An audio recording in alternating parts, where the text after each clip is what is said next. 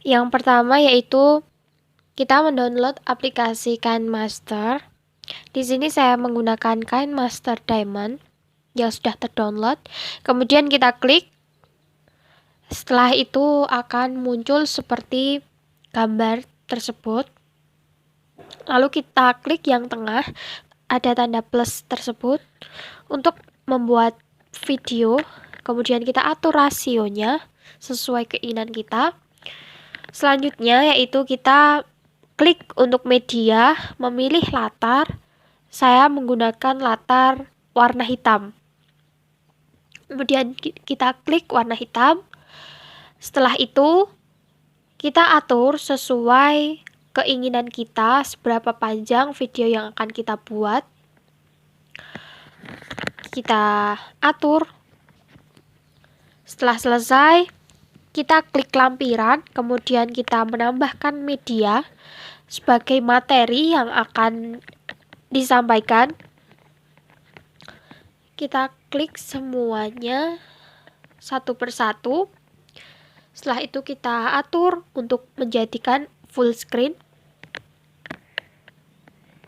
Setelah itu kita atur jaraknya, berapa menit yang kita inginkan untuk slide itu ditayangkan. Kemudian kita tambahkan slide selanjutnya. Setelah itu diatur juga jaraknya dan full screen.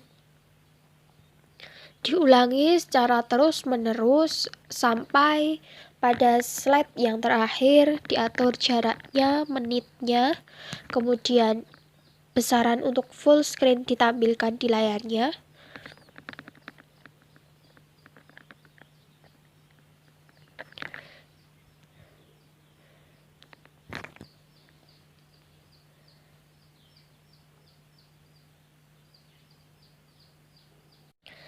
Ketika semua slide sudah ditampilkan dan diatur, yaitu kita tambahkan lampiran dan media.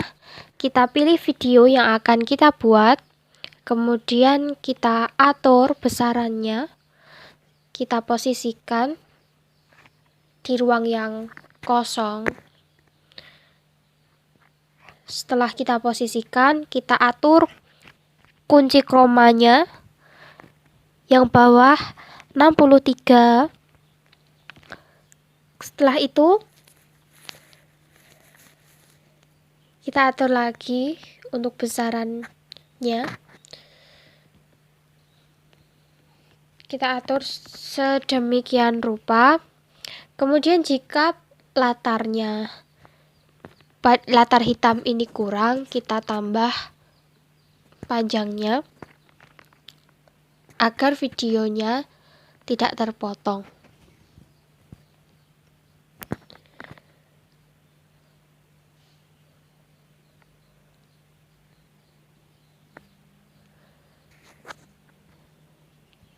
Begini hasil dari editan tadi. Selanjutnya kita tambah latar video tersebut. Kita tambahkan video. Kita cari videonya pada lampiran, kemudian media. Ini slide terakhir. Terima kasih. Setelah slide terakhir,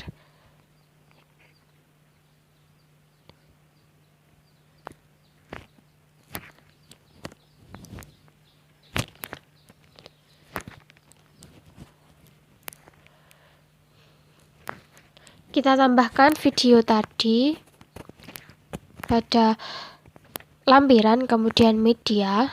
Kita tambahkan latar backgroundnya. Jika sudah, kita atur besaran pada layar video tersebut untuk ditampilkan pada layar. Selanjutnya yaitu kita menambahkan teks.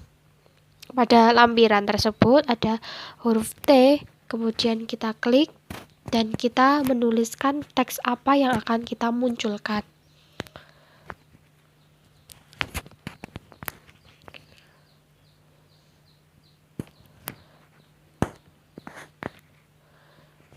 kemudian kita atur jaraknya, letaknya kita atur.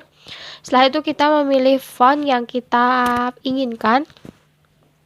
Kemudian font sudah berganti.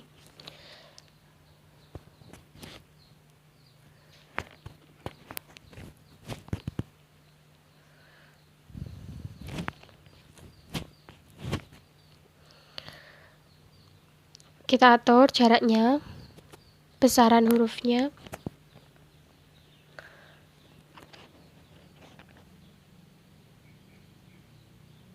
Setelah semuanya selesai kita atur, kita bisa menyimpannya pada titik 3 tersebut. Kemudian kita atur, lalu kita tekan ekspor dan menunggu video tersebut jadi.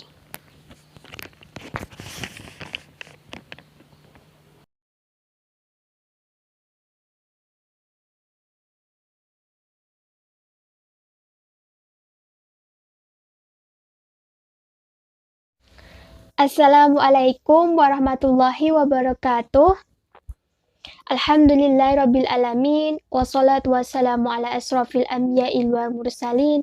Allahumma sholli ala sayyidina Muhammad wa ala ali sayyidina Muhammad, amma ba'du. Bagaimana kabarnya hari ini? Semoga dalam keadaan sehat walafiat dan selalu dalam lindungan Allah Subhanahu wa taala. Amin Allahumma amin. Pada kesempatan kali ini kita akan membahas tentang kurban dan akikoh. Tentu kurban dan akikoh ini bukan sesuatu yang asing di benak kalian. Karena kita tahu bahwa kurban sendiri kita rayakan setiap tahun setelah sholat Idul Adha. Sedangkan untuk akikoh kita tahu bahwa akikoh ini dilaksanakan setelah kelahiran bayi. Jadi pasti tidak asing. Dan yang pertama akan kita bahas yaitu tentang kurban. Apa sih kurban itu? Kita akan bahas. Sebelum itu, apakah di sini kalian sudah ada yang pernah berkurban? Jika sudah, hal itu bagus, dan jika belum, semoga kita diberi rezeki sehingga dapat melaksanakan ibadah kurban. Amin Allahumma amin. Kurban menurut bahasa berasal dari kata koroba yang berarti dekat. Sedangkan syariat Islam, kurban sendiri memiliki arti bahwa ibadah dalam bentuk melaksanakan penyembelihan hewan tertentu atas dasar perintah Allah Subhanahu wa taala dan petunjuk dari Rasulullah Shallallahu Alaihi Wasallam dengan harapan dapat mendekatkan diri kepada Allah Subhanahu Wa Taala. Jadi kurban bukan hanya semata-mata penyembelihan hewan saja, namun harapan kita agar semakin dekat kepada Allah Subhanahu Wa Taala. Dalam penyembelihan hewan kurban ada ketentuan-ketentuan hewan. Ketentuan tersebut diantaranya yang pertama, jika kita berkurban unta maka harus berumur 5 tahun. Dan jika kita berkurban sapi atau kerbau harus sudah berumur 2 tahun. Sedangkan untuk kambing juga harus berumur 2 tahun. Sedangkan untuk domba atau biri-biri harus sudah berumur 1 tahun atau telah berganti gigi. Selanjutnya yaitu waktu penyembelihan hewan kurban. Waktu penyembelihan ini diatur setelah sholat Idul Adha, yaitu pada tanggal 10 Dzulhijjah, dan kemudian pada hari tasyrik, yaitu tanggal 11, 12, dan 13 Dzulhijjah. Dan terakhir dapat dilaksanakan sebelum matahari terbenam pada tanggal 13 Dzulhijjah. Kemudian untuk pembagian daging kurban ini dibagikan kepada fakir dan miskin, kemudian dalam keadaan daging itu mentah dan belum dimasak. Apabila seorang yang berkurban atau sahibul kurban ini menghendakinya, dia boleh mengambil daging kurban itu maksimal sepertiganya. Begitu. Jadi kurban ini dibagikan dalam keadaan mentah, ada ketentuan hewan-hewan dan umurnya, dan diharapkan dengan berkurban kita dapat mendekatkan diri kepada Allah Subhanahu wa taala. Amin Allahumma amin. Selanjutnya yang akan kita bahas yaitu tentang akikoh. Ada yang sudah diakikohi di sini? Bagus. Akikoh secara bahasa berarti memutus atau melubangi. Sedangkan menurut istilah sendiri, akikoh yaitu menyembelih kambing atau domba sebagai tanda syukur kepada Allah Subhanahu wa taala atas lahirnya anak, baik laki-laki atau perempuan. Akikah ini yang paling utama dilaksanakan pada hari ke-7 setelah kelahiran anak. Pada hari itu pula seorang bayi dicukur rambutnya dan diberi nama yang baik.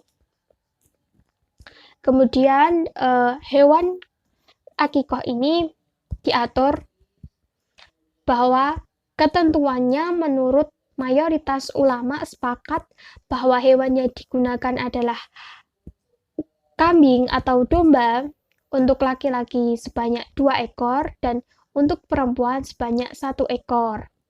Dengan ketentuan ciri-cirinya harus dalam keadaan sehat kambing itu. Kemudian tidak kurus, kemudian tidak cacat, dan harus sudah berumur 1 tahun atau sudah pernah berganti gigi. Jadi ciri-ciri lebih spesifik akikoh. Selanjutnya pembagian daging akikoh ini berbeda dengan daging kurban yang dibagikan dengan mentah. Namun daging akikoh ini dibagikan dalam keadaan sudah matang atau sudah diolah terlebih dahulu atau sudah dimasak terlebih dahulu. Kemudian orang tua dari si anak tadi boleh memakannya, menghadiahkannya sebagian dagingnya kepada sahabat-sahabatnya boleh, dan menyedekahkan sebagian lagi kepada kaum muslimin juga boleh. Boleh juga mengundang kerabat dan tetangga untuk menyantapnya, serta boleh juga disedekahkan semuanya. Tergantung keinginan dari orang tua si anak tadi. Saya kira pemaparan dari saya cukup sekian. Kurang lebihnya mohon maaf. Wabillahi taufiq wal hidayah, walidha wal inayah.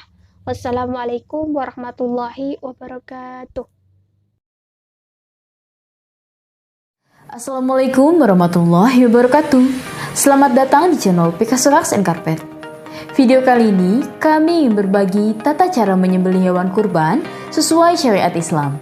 Ibadah kurban adalah termasuk dalam ibadah makdo, yaitu suatu ibadah yang terikat waktu, rukun, dan persyaratan tertentu. Ibadah kurban bertujuan untuk mendekatkan diri kepada Allah dengan cara menyembelih binatang ternak seperti sapi, kambing, domba, maupun unta yang dilaksanakan pada tanggal 10 Dzulhijjah. Hukum melaksanakan kurban bagi seorang muslim yang mampu adalah sunnah muakkad.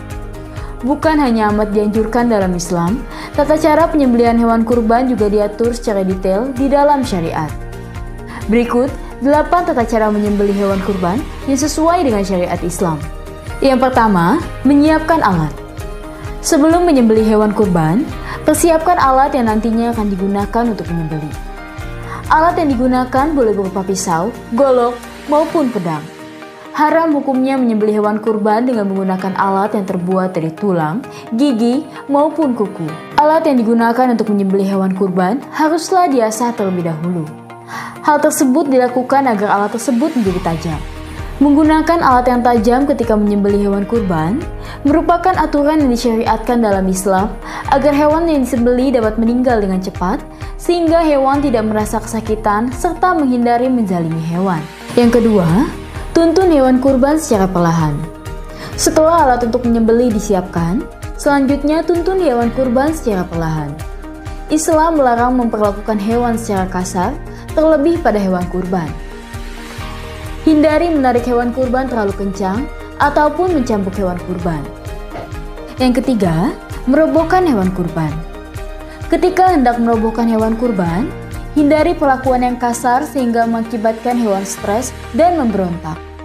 Cara merobohkan hewan kurban, terutama sapi, dapat dilakukan dengan metode barley atau yang lebih dikenal dengan teknik tali simpul. Teknik ini sangat efektif untuk merobohkan sapi dengan mudah dan tidak membutuhkan banyak tenaga sekalipun sapi memiliki ukuran yang besar. Berikut cara merobohkan sapi menggunakan teknik tali simpul. Siapkan tali tambang dengan panjang yang telah disesuaikan dengan ukuran tubuh sapi. Umumnya tali tambang yang digunakan berukuran 15 meter. Letakkan tali di depan punuk sapi, kemudian ujung tali ditarik dan dilewatkan di antara kaki depan. Kedua ujung tali yang telah dilewatkan di antara kaki depan tersebut, kemudian ditarik ke atas dan disilangkan di punggung sapi tepat di belakang punuk sapi. Setelah disilangkan di atas punggung sapi, kedua ujung tali ditarik ke bawah, kemudian dilewatkan antara kaki belakang sapi. Terakhir, tarik kedua ujung tali yang telah dilewatkan di antara kaki belakang sapi secara bergantian dan perlahan-lahan. Sapi akan kehilangan keseimbangan dan kemudian roboh perlahan tanpa perlawanan. Yang keempat, membaca basmalah. Membaca basmalah ketika menyembelih hewan kurban sangatlah dianjurkan dalam Islam. Bahkan beberapa ulama berpendapat bahwa membaca basmalah sebelum menyembelih hewan kurban adalah wajib. Namun beberapa ulama lainnya berpendapat menyembelih hewan kurban dengan hanya menyebut nama Allah pun sudah dikatakan sah. Hal tersebut berdasarkan firman Allah Subhanahu wa Ta'ala dalam surat Al-An'am ayat 121 yang berbunyi, "Dan janganlah kamu memakan binatang-binatang yang tidak disebutkan nama Allah ketika menyembelihnya. Sesungguhnya perbuatan semacam itu adalah suatu kefasikan." Yang kelima, membaca niat. Setelah membaca basmalah dan menyebut nama Allah, seseorang yang hendak menyembelih hewan kurban disunahkan membaca niat yang telah diajarkan oleh Rasulullah SAW. Terdapat dua niat menyembelih hewan kurban. Yang pertama adalah niat untuk diri sendiri, yaitu bagi seseorang yang menyembelih hewan kurban untuk dirinya sendiri. Yang kedua adalah niat untuk menyembelih di mana yang mengeluarkan hewan kurban adalah orang lain. Niat menyembelih hewan kurban untuk diri sendiri dengan nama Allah, Allah Maha Besar. Ya Allah, ternak ini darimu dan untukmu. Kurban ini dariku. Hadis riwayat Muslim dan Baihaqi. Niat menyembelih untuk orang lain. Dengan nama Allah, Allah Maha Besar. Ya Allah, ternak ini darimu dan untukmu. Kurban ini dari si fulan. Hadis riwayat Muslim dan Baihaqi. Yang keenam, memotong leher hewan kurban. Ketika memotong hewan kurban, wajib dilakukan dengan sekali gerakan. Hal tersebut dilakukan agar hewan kurban dapat meninggal dengan segera dan menghindari menyakiti hewan kurban. Oleh sebab itu, penggunaan alat yang sangat tajam amatlah penting ketika menyembelih hewan. Memotong leher hewan kurban yang dimaksud bukanlah memotong hingga kepala hewan terputus, akan tetapi hanya memotong 3 saluran yang ada di leher hewan, yaitu adajan atau urat nadi, al-hukum atau saluran nafas, dan al-mari atau saluran makan. Beberapa ulama berpendapat, jika terpotong 2 saja yaitu saluran nafas dan urat nadi, maka hukumnya sudah sah. Dianjurkan ketika menggoreskan pisau atau golok ke leher hewan, berbarengan saat hewan mengembuskan nafas, bukan ketika hewan mengambilkan nafas. Hal tersebut dilakukan agar hewan tidak merasa kesakitan saat saluran nafasnya terpotong. Hal tersebut hukumnya tidak wajib, melainkan cara yang dianjurkan oleh Rasulullah SAW. Yang ketujuh, membaca doa. Setelah proses penyembelihan selesai dilakukan, baik yang mengeluarkan kurban maupun yang menyembelih hewan kurban disunahkan membaca doa berikut. Ya Tuhanku, hewan ini adalah nikmat darimu, dan dengan ini aku bertakarub mendekatkan diri kepadamu. Maka terimalah takarubku, wahai Tuhan yang maha pemurah. Yang kedelapan, membagi daging hewan kurban. Setelah hewan disembelih, dikuliti, dan dibersihkan, proses selanjutnya adalah membagi daging hewan kurban sebelum selanjutnya didistribusikan. Berikut aturan pembagian daging hewan kurban sesuai syariat Islam. 1/3 bagian untuk orang yang berkurban, lalu 1/3 bagian untuk tetangga, kerabat, keluarga, termasuk panitia yang menyembelih. Lalu 1/3 bagian untuk fakir miskin. Demikian tata cara menyembelih hewan kurban sesuai syariat Islam. Semoga yang berkurban tahun ini serta yang bertugas sebagai panitia kurban mendapatkan kebaikan serta keberkahan. Bagi yang belum berkurban, semoga tahun depan dimampukan oleh Allah Subhanahu wa Ta'ala. Dari Nazar di Riau, Ustadz, bagaimana sunnahnya memotong hewan untuk akikah, Ustadz? Memotong hewan untuk Akikah. akikah. Ya, baik. Memotong hewan untuk akikah, tata caranya sama dengan ketika kita memotong hewan untuk udhiyah. Ya, ketika kita melaksanakan kurban, kita lakukan penyembelihan, maka tata caranya sebenarnya sama saja. Ya. Dan bahkan tidak jauh berbeda dengan ketika kita menyembelih hewan yang biasa untuk kita makan. Maka berkaitan dengan tata cara penyembelihan, ini tidak jauh berbeda antara satu dengan yang lain. Secara umum, tata cara penyembelihan ini ada dua cara. Yang pertama yaitu dilakukan dengan an-nahru, memotong pangkal leher binatang, dan ini hanya terjadi pada satu jenis binatang yaitu onta. Maka lehernya yang panjang yang dipotong adalah di pangkal lehernya, bukan di ujung. Itu namanya an-nahru. Yang kedua disebut dengan az-zabahu, yaitu sembelihan yang dilakukan di ujung, dan ini berlaku untuk hewan-hewan yang lain selain unta. Ya. Adapun tata cara penyembelihan yang dituntunkan di dalam Islam, maka yang harus kita lakukan yang pertama adalah kita harus menajamkan pisau yang kita gunakan untuk menyembelih. Ya. Rasulullah SAW bersabda, wal yuhidda ahadukum syafratah wal yurih dhabihatah. Hendaklah salah seorang dari kalian menajamkan pisaunya, ditajamkan. Ya. Kemudian dia buat hewan yang akan disembelih tersebut senyaman mungkin. Itu yang pertama. Yang kedua, ketika menajamkan pisau tidak boleh berdekatan dengan hewan yang akan disembelih. Ya, ketika ada orang yang melakukan perbuatan tersebut, maka Rasulullah SAW menegur orang yang mengasah dekat hewan yang akan disembelih tadi, seraya mengatakan, apakah engkau akan membunuhnya 2 kali? Kemudian yang ketiga yang dilakukan adalah dengan menghadapkan hewan tersebut ke arah kiblat. Bagaimana tata caranya? Yaitu kepalanya diarahkan ke selatan, kemudian lehernya mengarah ke kiblat. Ya.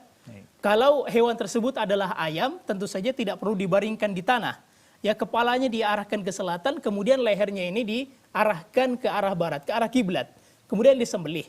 Sedangkan kalau hewan tersebut harus dibaringkan seperti kambing ataupun sapi, maka tentu lambung kiri ini, ya perutnya perut yang sebelah kiri itu ditempelkan ke tanah, kemudian kepalanya mengarah ke selatan dan lehernya ke arah kiblat. Kemudian dilakukan penyembelihan, ya. Jadi diarahkan ke arah kiblat. Nah, kemudian ketika akan menyembelih diucapkan bismillah. Ucapan bismillah ini merupakan bacaan yang wajib yang harus dibaca. Kemudian dia tambah setelahnya bismillah Allahu akbar. Dia bertakbir. Tidak ada bacaan-bacaan yang lain.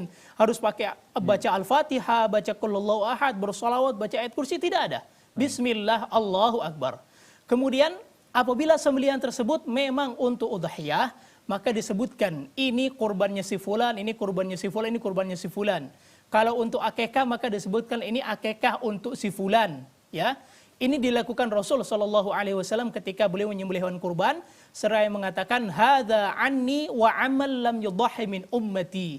Ini kurbanku dan kurban dari umatku yang tidak melakukan penyembelihan kurban, ya.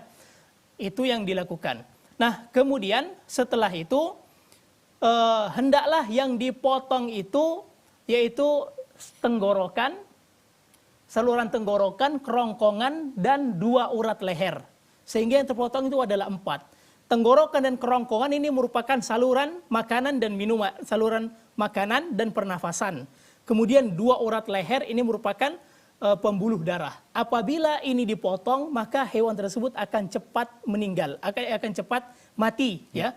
Sehingga kita tidak menyakiti mereka. Kemudian yang terakhir, hendaknya ketika menyembelih itu jangan, terutama ketika menyembelih ayam, jangan dipatahkan kepalanya sebelum hewan tersebut mati. Harus kita yakini dia sudah mati kemudian dipatahkan, ya. Jadi jangan hewan tersebut belum mati kemudian dipatahkan, maka ini bisa mengakibatkan hewan tersebut mati sebelum mati karena penyembelihan, ya. Wallahu taala alam.